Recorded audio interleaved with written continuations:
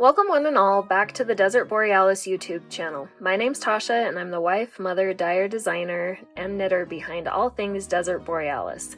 And today is episode 15 of the Learn to Knit series. And in today's episode, we'll be going over one of the most basic left slanting decreases, the slip knit.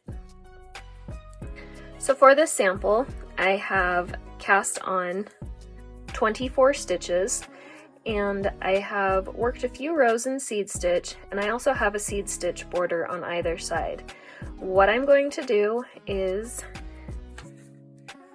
I'm going to work these first 3 stitches in my seed stitch border.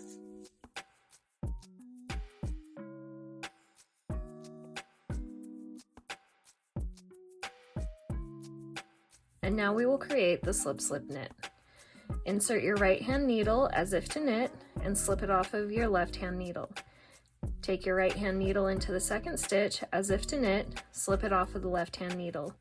Insert your left hand needle into the front legs of both of those slip stitches on the right hand needle. Yarn over, pull through both stitches.